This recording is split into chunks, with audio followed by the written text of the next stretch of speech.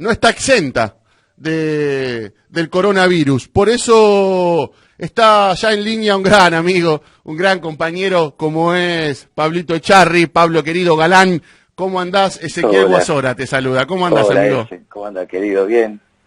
Bueno, Pablo, acá hablando un poquito de lo que está sucediendo, de la coyuntura política y social. Y primero, Pablo, queríamos preguntarte cómo están viviendo ustedes, los actores, las actrices, esta pandemia que, como recién decía, vino a desorganizarnos la vida. Bueno, el colectivo mal, ese, como te imaginarás, la actividad está absolutamente detenida, teniendo en cuenta que en la previa de la pandemia veníamos claramente, como el resto de la sociedad, con una crisis profunda, ¿no? Grande, que fueron los 4 años de macrismo, donde la cultura fue, digamos, un espacio del que no logró suscitar importancia, ¿no?, para ese poder ejecutivo. Entonces, la verdad que venimos esperando desde ese momento. La llegada de la pandemia lo que hizo es dejarnos en la lona, pero a la vez lo que hizo también fue poner sobre la mesa cuál es el conflicto que tenemos y sobre todo cómo cambiaron los paradigmas a la hora de ver los contenidos, la llegada de las plataformas que vinieron para quedarse y que definitivamente para poder impulsar una industria e ir hacia adelante también tienen que ser de la partida. Así que, bueno, el colectivo está mal. Nosotros a través de SAGAI venimos dando asistencia alimentaria, en medicamentos, tratando también de generar algún trabajito para que los compañeros y las compañeras se puedan hacer un mango, pero claramente son situaciones para paliar la debacle del momento. Lo que estamos pensando y gestionando es en la salida de la pandemia con qué herramientas de fomento podemos salir adelante para terminar con la crisis del sector.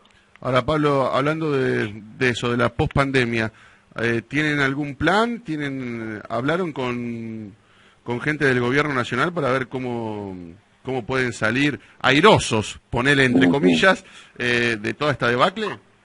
Sí, venimos gestionando a través de SAGAI y las distintas entidades del sector, más los sindicatos, hace ya unos 5 años que formamos una herramienta que se llama Multisectorial Audiovisual. Todos juntos salimos, conformamos una comisión que en momentos de macrismo fue cuando empezamos, fuimos también a gestionar con el Poder Ejecutivo y lo continuamos haciendo con esta nueva administración. Los 4 años de macrismo nos encontramos sin respuestas, más allá de las reuniones que hemos llevado adelante, no hemos podido arribar a un acuerdo o digamos a consensuar una herramienta de impulso, pero cuando empezamos a gestionar con este nuevo Poder Ejecutivo nos dimos cuenta que en la cabeza de este Poder Ejecutivo, no solamente de lo que es el presidente, sino también el Ministerio de Desarrollo Productivo, la gente de Cultura, Secretaría de Medios, SENACOM, tienen en la cabeza una ley de impulso audiovisual, ¿no? Como la que existen en varios países de la región, Brasil, claro, Colombia, México, mismo Chile, Perú también tiene la suya, bueno, ni hablar en Europa, Alemania, Francia, Inglaterra, España, digamos, conforman un pelotón de 100 países que entienden que la cultura es una industria que no solamente da la posibilidad de vender contenido cultural, sino también de poder traer divisas del exterior. Y como esta pandemia ha puesto sobre la mesa la crisis enorme económica que ha dejado el gobierno anterior, entiendo yo que este gobierno ve en la expansión industrial, no solamente del sector audiovisual, ¿no?, sino a lo largo y a lo ancho de lo que es la matriz industrial argentina, es expandirla claramente, ¿no? Es expandirla, es generar competencia, es insuflarla para no solamente lograr trabajo de calidad, sino también esas benditas divisas que la Argentina tanto necesita. Sí, y divisas genuinas serían, hay que aclararlo. Claro, hay que aclararlo.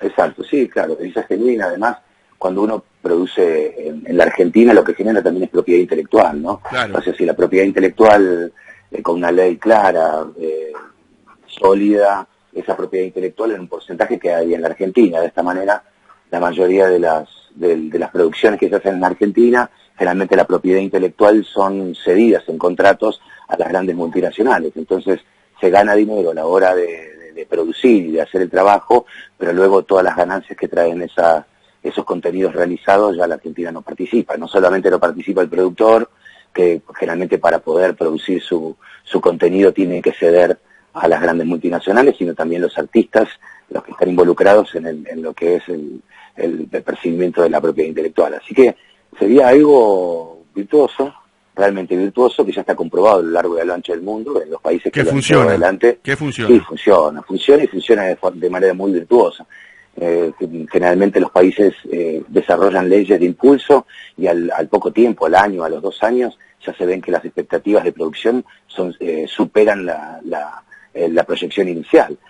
¿Por qué? Porque la demanda de contenidos en el mundo está en auge y claramente quien hoy se coloca en ese carril tiene la posibilidad de colocarse a la par de los países que más producen en el mundo. Bueno, Pablo, te meto de lleno en la política. Se están dando manifestaciones, como pudimos ver, de los antitodo, fogoneadas por un sector de dirigentes políticos irresponsables. Y ahora en un ratito vamos a hablar del oficialismo. Quiero preguntarte cómo ves la participación de la oposición. ¿Crees que hay una oposición contundente hacia el gobierno de Alberto y Cristina?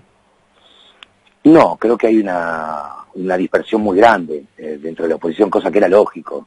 Vienen de una derrota electoral aplastante después de 4 años de gestión, ¿no?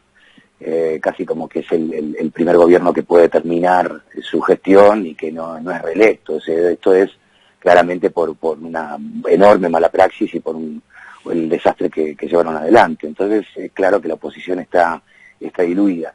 También es claro que esta generación de la profundización de las diferencias, de la grieta y esta llamada a marchar por cualquier cosa y por nada es una manera también de profundizar un poco más esa grieta y que le llevan adelante algunos representantes de la oposición que a mi parecer ya no tienen posibilidades políticas, ¿no? Llámese el expresidente o la exministra de Seguridad, o algunos diputados que hoy también son de los más encendidos y los que de alguna forma, de manera irresponsable, fomentan una desunión, un llamado a marchar, llamado que por otra parte, en la medida que se va multiplicando, se diluye cada vez más, digamos, generando un microclima, una sensación de que la oposición ha tomado la calle, cuando claramente se sabe que quienes estamos con el oficialismo seguimos las directivas de los infectólogos y las medidas y las órdenes que se imparten del Poder Ejecutivo. Así que tener la sensación de que la oposición ha ganado la calle o que el Poder Ejecutivo hoy está pasando por una crisis institucional por el alto nivel, entre comillas, de participación ciudadana en lo que es la oposición, es realmente estar frente a una película de ciencia ficción. O sea, eso verdaderamente no existe. Es una sensación que se intenta instalar, que se instala generalmente por la diversidad de medios y por la fortaleza que tiene la oposición a la hora de la comunicación, pero que es parte de una fantasía. O sea, claramente el gobierno está dando pasos sólidos, no solamente en materia de cuidados médicos, que fue con lo que se desayunó apenas entró, sino también en materia económica y en materia, como te digo, ¿no?, de expansión productiva. Claramente el arreglo de Guzmán con la deuda dio un impacto muy fuerte. Totalmente. Asistimos en la semana pasada a una baja de 1000% de un día para otro, de 1000 puntos de un día para otro del riesgo país, ¿no? Cuando claramente eso significa que los mercados en el mundo empiezan a volver a confiar en la Argentina y sobre todo a confiar en un gobierno con sentido común, ¿no? O sea, yo entiendo que el sector financiero mundial tiene un alto contenido en su ideología conservador y el gobierno anterior logró ese apoyo por la coincidencia de la ideología. Ahora lo que vieron fueron gestores terribles, ¿no?, en el orden económico y político también, ¿no? Éramos gente con un altísimo grado de improvisación, de desconocimiento y de mucha desidia también. Así que yo lo veo muy bien. Yo quisiera que la gente no se asuste tanto, no entre en tensión, porque cuando claramente se llama a marchar por parte de la oposición, poniendo en peligro a la gente, activando los contagios al máximo, cuando el sector médico está pidiendo, por favor, arrodillado, que dejen de hacerlo, están contando con que la enorme mayoría de nosotros nos quedamos en casa llevando adelante los cuidados mínimos como para que esto no se siga expandiendo. Así que bueno, me parece que la llegada de la vacuna va a traer una Argentina diferente, nos va a dar la posibilidad a nosotros de volver a tomar la calle, de volver a expresarnos de forma absolutamente pacífica. Y con alegría, con mucha alegría. Con mucha alegría, con muchos choripanes en la plaza, con muchos micros también para que la gente se pueda trasladar, claro, y pueda venir de distintas partes del país como corresponde. Y bueno, y será otra parte de la historia, Ezequiel. Estoy deseando mucho que venga ese momento. Yo también, Pablito, somos dos. Pablo, ¿cuál es el rol de los medios de comunicación en medio de todo esto? La verdad que nosotros, a los que nos toca hacer calle, la verdad que se nos está complicando bastante en ese sentido. Sí. Pero también entendemos o yo por lo menos entiendo, que hay un sector de medios y también de colegas, entre comillas, que fogonean para que estas situaciones de violencia sucedan, tanto con los colegas de C5N, Crónica, bueno, que me ha tocado a mí. ¿Cómo ves el tema ese? Bueno, han pasado un límite, ¿no? Hay algo que me está llamando mucho la atención, que es que me parece que es bastante nuevo, que digamos desde un tiempo a esta parte, que es la jactancia del odio, ¿no? O sea, yo recuerdo hasta la llegada del gobierno de Macri, la mayoría del sector conservador, la derecha más dura y más reaccionaria, no salía con consignas en apoyo a la dictadura o se sentían avergonzados por esos años de masacre en el país. La llegada de un gobierno de derecha democrático les dio tranquilidad y soltura como para poder expresar esa idea. Los medios la fogonean y lo que hay ahora es esto que te decía, ¿no? Como una jactancia del odio, como una jactancia, como que enfrentarse a un sector a los que ellos consideran inferior, ¿no? Por supuesto de lo que es el orden social, y también lo consideran inferior intelectualmente.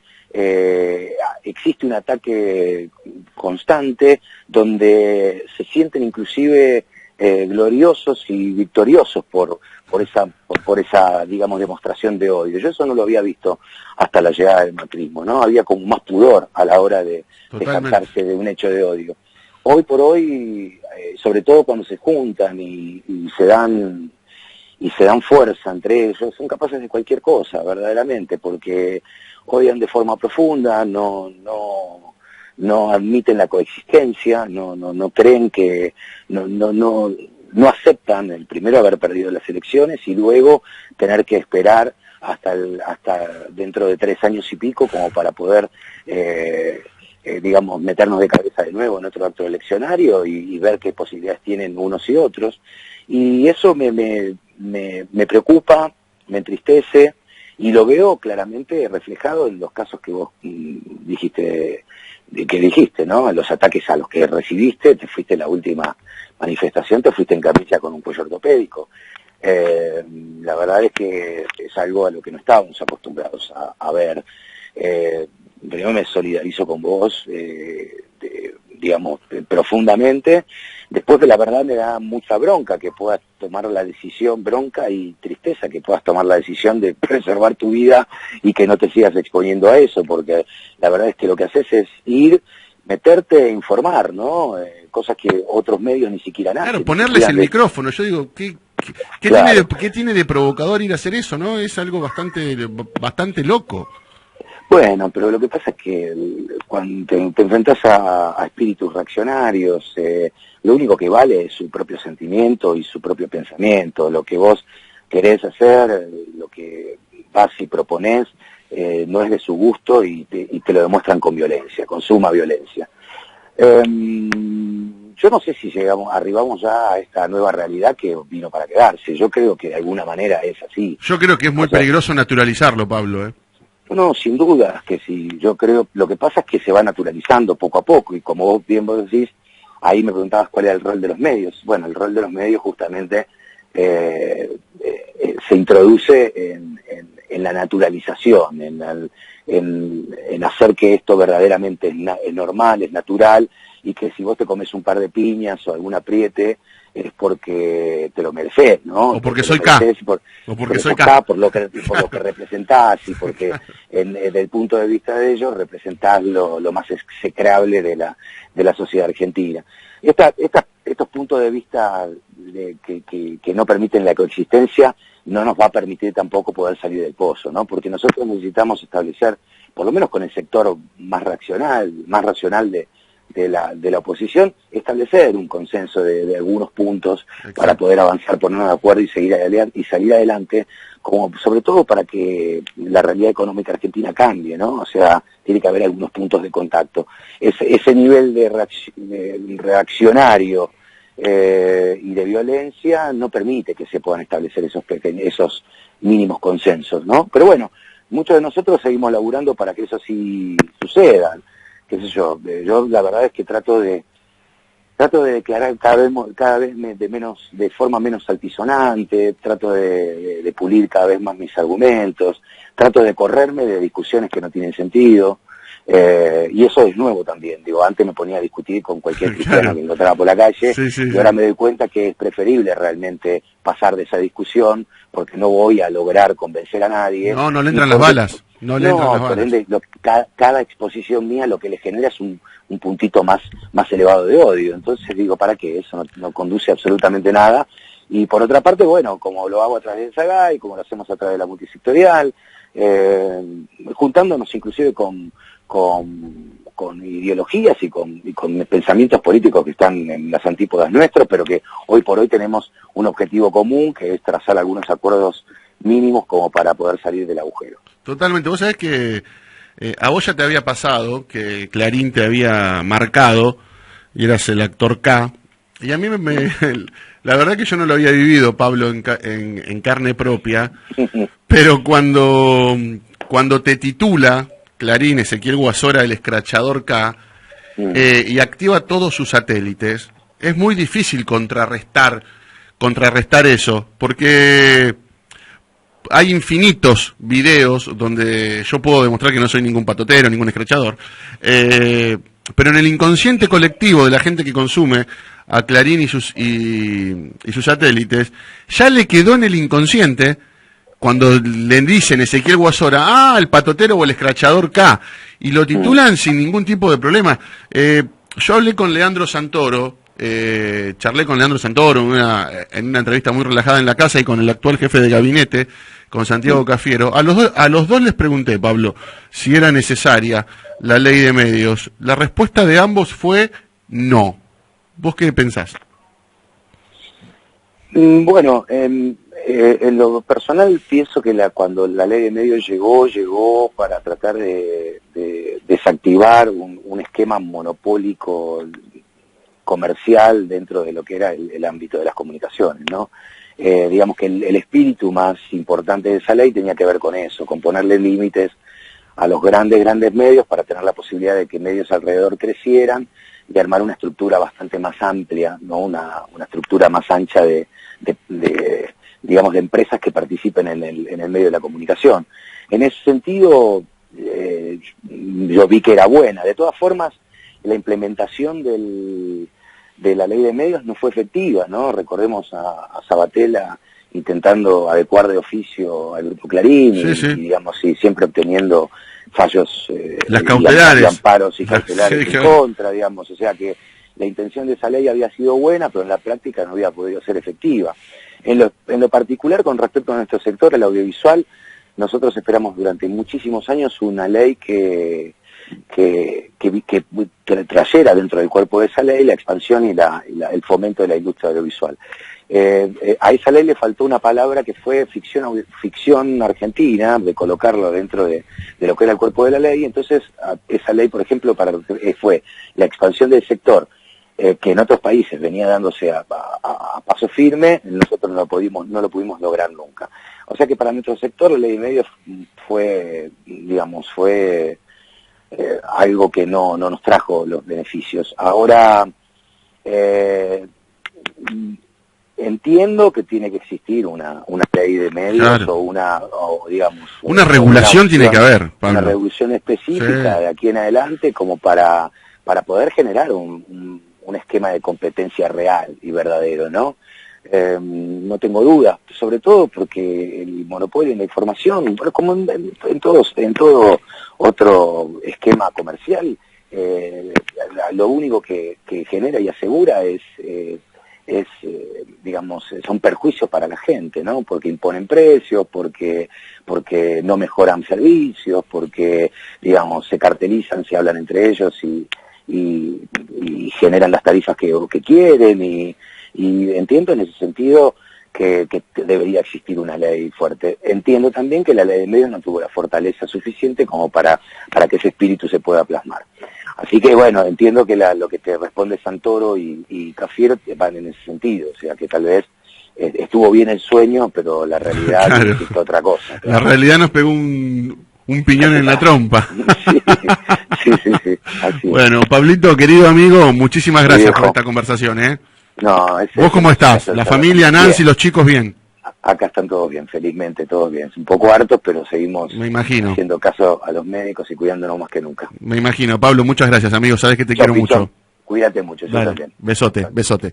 Muy bien, ahí pasaba el gran amigo, compañero Pablo Echarri. Son las 16:54 en toda la República Argentina y Juanma está desesperado. Me dice, audio. Vamos con audio, Juanma, dale.